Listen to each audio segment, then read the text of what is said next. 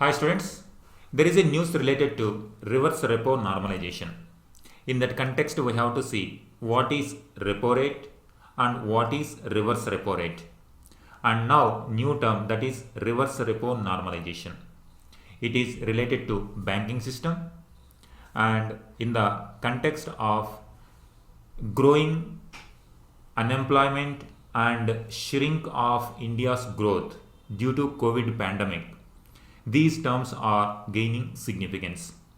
Here in this video, let us see about what is repo rate, what is reverse repo rate, and what is reverse repo normalization means.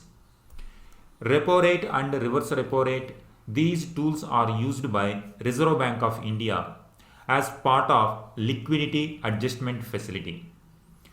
In liquidity adjustment facility, Reserve Bank of India maintains the liquidity in the market. Here, reverse repo rate. Now first, before going to the reverse repo rate, first we have to see repo rate.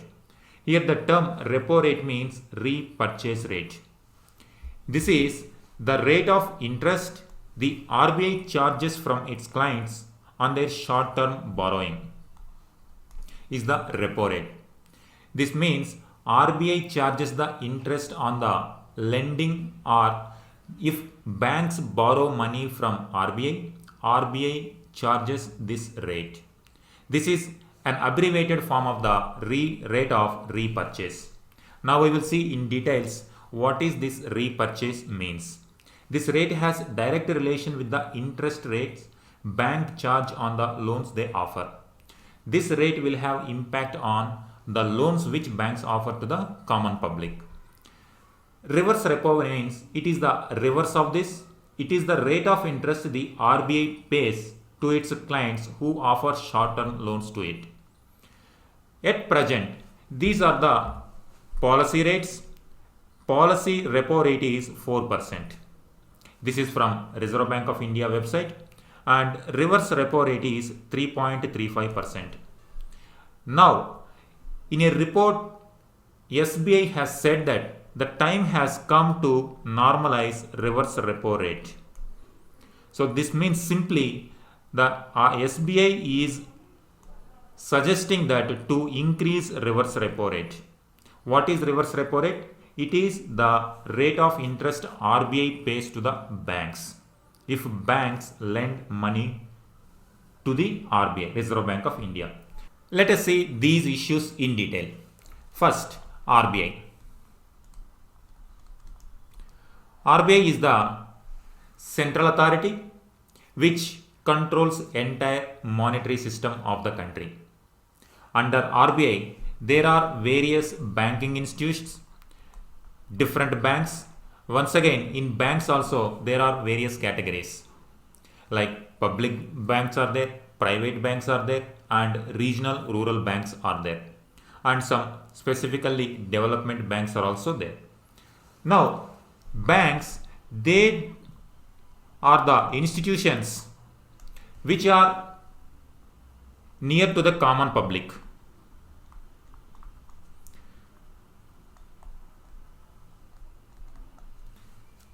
Banks, they take the deposits from public.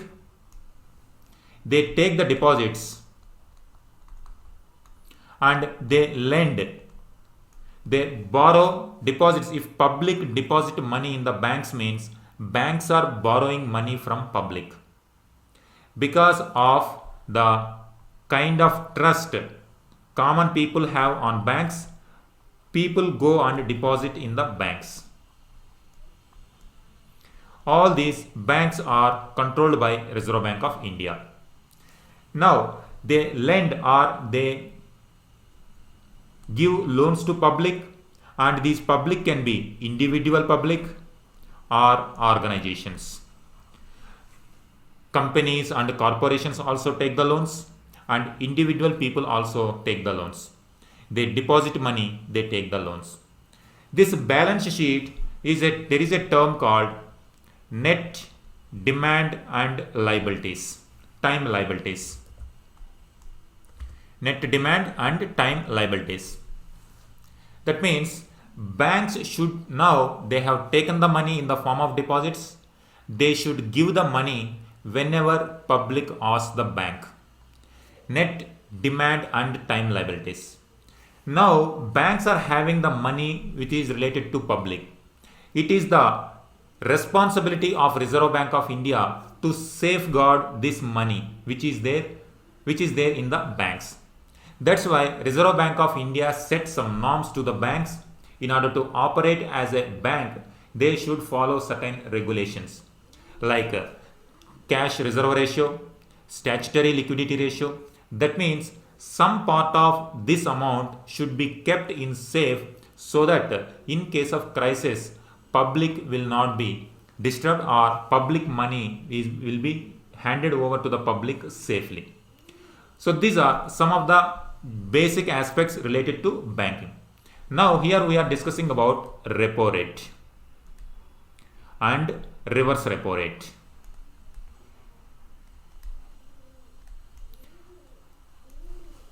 Now, if there is any requirement, RBI has two functions mainly. One is like monitoring controlling the entire monetary system, and some two important functions of RBI. One is to control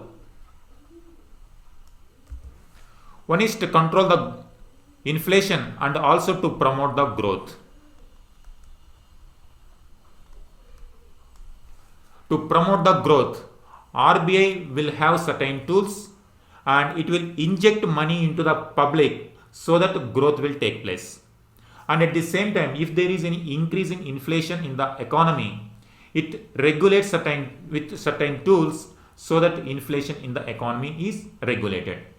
Now, how inflation emerges? Now, in this case, if banks lend money to the public, now money is in the hands of public. Money in the public hands. Now, if there is more money in the public hands, it will raise the demand. It will raise the demand in the market. Now, if there is more demand in the market, it leads to growth in the market. Now, as there is more growth, more employment and more products in the economy and more income to the hands of people. Now, over a certain time period, now if there is more money in the public hand, it will raise inflation also, or simply it will raise the prices. It will raise the prices. So that means if there is more money in the public hands, initially growth will increase and gradually it will lead to inflation. In that case, what RBI does is through liquidity adjustment facility, through reverse repo rate, it will try to suck out money from the market. That means RBI takes money from the banks and keep it with itself, so that it will reduce the money in the market and it can reduce the inflation. Suppose if RBI expects more growth in the economy, now RBI injects money. It injects money into banks so that banks will have more money with them and they can in turn give loans to the public. And public, once again, if there is more money in the hands of public, it will increase the growth of economy. This injection, there are certain tools. One tool is repo rate. If banks need money, banks get the money from RBI. This is called, the rate at which they get the money is repo rate. This repo rate works in a different way. It works like, this is a bank, this is RBI. To get the money, suppose if it wants some 1 crore rupees, RBI will give money to our banks 1 crore rupees. But for that, they have to give certain security. They give government securities. Government securities are deposited with RBI, and in turn, RBI releases 1 crore to the banks. Now, banks can lend this money to public. This rate, now when they get money, banks will repurchase these government securities back. Now they have to additionally pay 1 crore plus repo rate. That is repurchase rate. In order to get back their government securities back, repurchase rate 1 crore plus repo rate is added and banks will give the money to RBI. RBI will release the government securities. This is called repo rate. Suppose if repo rate increased, if repo rate increases means the cost of banks to get loan from RBI increases. That means few banks will take the loan from RBI and in turn it will reduce the market, it will reduce the money in the market. So that's why whenever there is inflation, when there is inflation, government RBI rise to increase the repo rate. So that repo rate increases means the cost of lending for banks increases and the cost of this repo rate will have direct impact on interest rates on the public as well. If repo rate increases, interest rates also will increase. In turn, public will not show interest in taking loans. That's why now gradually the injected money will come back to the banks and people, the amount of money with public reduces, inflation is controlled. If it wants to pump into the market, repo rate will be decreased and it will inject the money and it will reduce the interest rates in the market and people will get more money and it will lead to growth. Due to COVID has affected Indian economy a lot. During these circumstances, RBI has reduced repo rate a lot. It gradually reduced the repo rate. At present, repo rate is at 4%. Now, repurchase means now you take one more. Now banks do have money. Now this money either they can deposit in RBI or they can give the loans to public. If banks have 1 crore rupees with them, they can give the money to public also as loan or they can deposit this 1 crore in RBI so that RBI will give interest 1 crore plus reverse repo rate. Now at present, reverse repo rate at present is this one, 3.35%. Now you can see,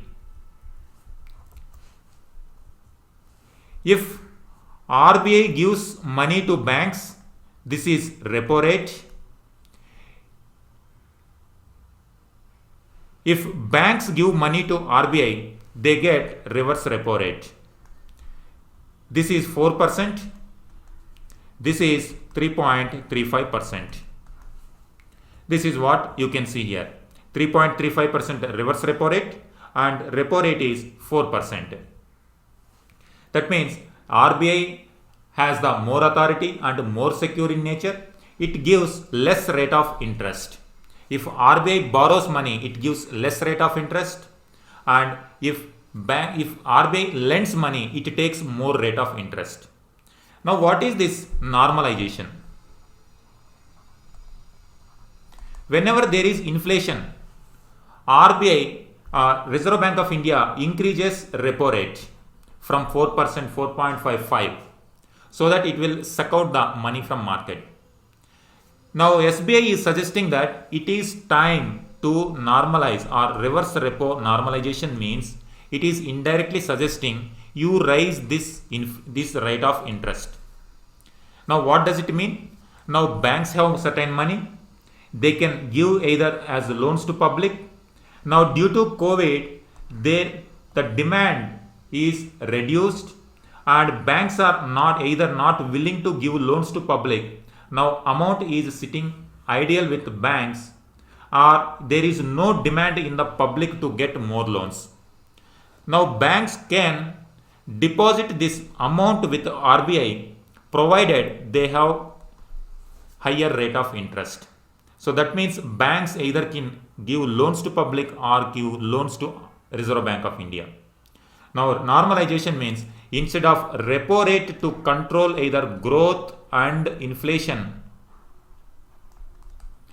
SBI is suggesting you take the reverse repo rate normalization. You consider reverse repo rate for increasing the growth and you increase the reverse repo rate so that banks can give money to RBI. Banks will get some amount as interest, rate of interest. First you increase the reverse repo rate and later once again you can go back to the repo rate. So this is what reverse repo rate normalization means. So far for growth and inflation, repo rate is taken as reference. Now SBI is suggesting at this moment it is better if we consider reverse repo rate as main tool for growth and inflation purposes. So this is about reverse repo rate normalization. Thank you.